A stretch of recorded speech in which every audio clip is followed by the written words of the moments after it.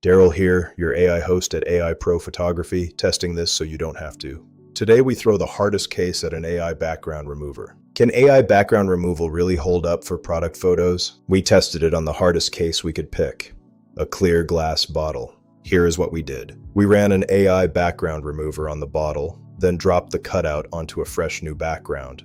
Then we measured the edge, the fringe, and the transparency. The edges were the good news. It removed about 84% of the background cleanly, with a thin, hard border and no color bleed from the old scene. For a solid product, a box, a can, a bottle, that is a genuinely usable cutout. But the glass was the problem. The remover treated the clear bottle as a solid shape, so the see-through parts went fully opaque, still carrying the old light baked inside. On a new background, real glass would show the scene through it. This did not. It looked like a sticker. So AI background removal is great for solid products and risky for anything see-through. For glass, jewelry, or sheer fabric, mask it by hand or reshoot on the final background. There's a whole lab of these experiments for you at AIProphotography.com.